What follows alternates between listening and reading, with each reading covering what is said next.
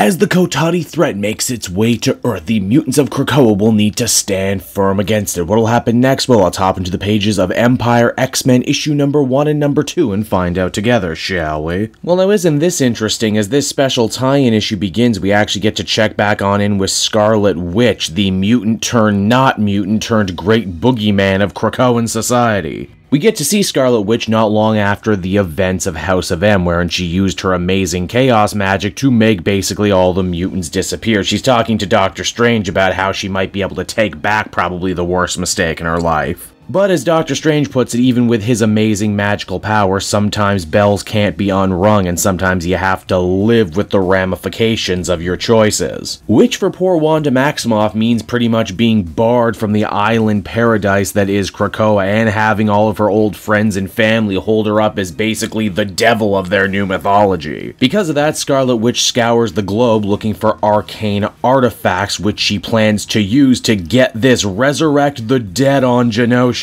Oh, her spell definitely works, but not the way she probably wanted to. The dead have risen, but as zombies. I thought dabbling in the black arts would be good for a chuckle. How wrong I was. But not just any zombies, I should probably say. These zombies are smart and have a sense of humor, which will serve them well, because at the very same time, the Kotati war fleet touches down in Genosha. The Kotati plan to use Genosha as a staging ground for their attack on Wakanda. Wakanda and the Vibranium Mound being very important in the pages of the main Empire storyline. We also find out in this issue that the Kotati grunts have themselves some very funny and very punny names like Rutabeka. It's not too long before the Kotati and the zombies start battling each other. It's a veritable plants versus zombies affair here, and no, I'm just not making an easy joke, the comic makes that joke. Now from there we transition on over to Angel. It seems that Warring Worthington has actually been put in charge of the X-Corp by Xavier himself. If you want to know more about X-Corp, they're going to be getting a spin-off book soon. Basically, these guys handle the pharmaceutical company and all the business affairs that go along with Krakoan society. Angel was a perfect choice to lead this endeavor, considering his own parents were themselves cold-hearted industrialists. Though admittedly Warren does get a little upset that Magic has to be there looking over everything that he does at Xavier's request. Eventually, the team gets recalled back to Krakoa right around the same time Black Tom Cassidy is having himself a little freakout. You'll recall that thanks to his powers, he's closer to the island than just about anyone else. And he says that something or someone out there is quite literally choking the vines over at the Genoshan Gate, and that they should get a team over there ASAP to deal with the problem. Angel gets picked to lead this expedition, and at the same time, Xavier says that he only sent Magic along not because he was worried about his skills as a businessman, but just because, you know, he really liked him as a person, and Xavier has very few people he can trust these days on the Quiet Council, so he wants to keep his friends nice and close. Again, I'm sure this stuff will probably be more important in the X-Corp book when it comes out, because this really does seem to be a backdoor pilot for that series. Angel is backed up in this mission by Monet, Magic, and Jamie Madrox. Hey, 3 M's, isn't that fun? They're not in Genosha for long when they end up getting smacked by a massive parade of zombies. Naturally, this is a big problem for our heroes because these aren't normal zombies, they're mutant zombies. They have the X gene inside of them, and if they rush the gate, they'll be able to overwhelm Krakoa. This team isn't exactly the most technically inclined either when it comes to dealing with the Krakoan portals, but if nothing else, Jamie Madrox tries to put as many of his unskilled hands to work as possible. In the end, when the next wave of undead hits, the X-Men actually get some help from a very unexpected source, the golden girl-looking agents of horticulture.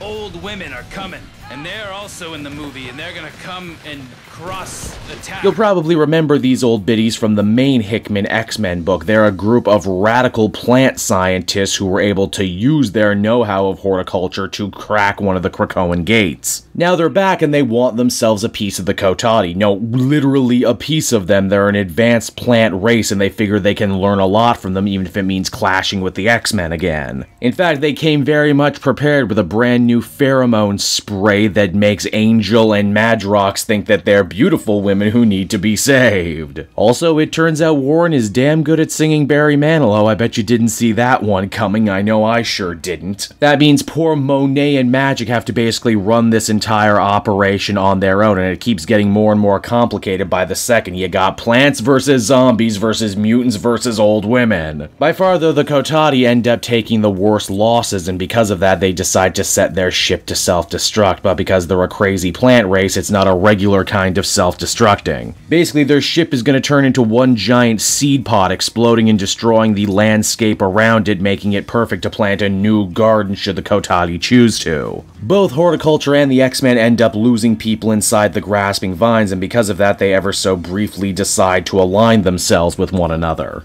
But even that proves to not really be enough. One of the horticulture scientists says that, in the wild there's a certain type of tree with poisonous roots that makes it so no other plants can grow around it, and they wonder if they can do the same but with Krakoa. This is where Black Tom Cassidy comes in once again, interfacing with the island and actually managing to manifest himself on Angel's shoulder, made entirely out of vines. Oh, he's like a little creepy Jiminy Cricket. This Krakoan plot actually ends up working at first, that is, of course, until we're reminded that the island has its own limitations and comes up short against the much bigger Kotati threat. Thankfully, it's also here that Magic remembers that the island of Krakoa feeds on psychic energy, and it's a pretty goddamn good thing then that the mutant race is filled with so many powerful psychics. They hope that if a bunch of psychic volunteers can supercharge the island, then they'll be able to get the Kotati off of Earth one last time. And believe it or not, it's right around there that the comic comes to a close. And so that was Empyre X-Men issue number 1 and number 2. And man, you gotta hand it to Hickman and company. They really don't sleep on any issue of their Dawn of X series, even if it is a tie-in to a bigger event.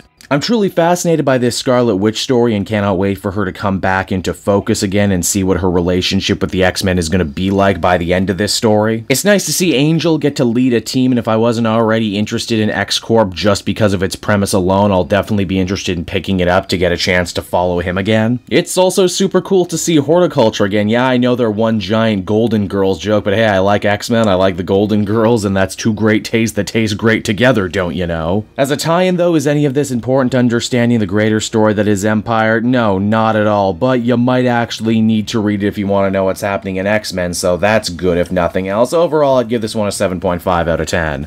Hey there everyone, it's your pal Cape Joel again, and if you're seeing my face right now, that means you watched to the end of the video, and I'll always be grateful for that. Retention helps in this crazy YouTube game, and so does becoming a patron. If you head on down to the description, you can find a link to my Patreon page.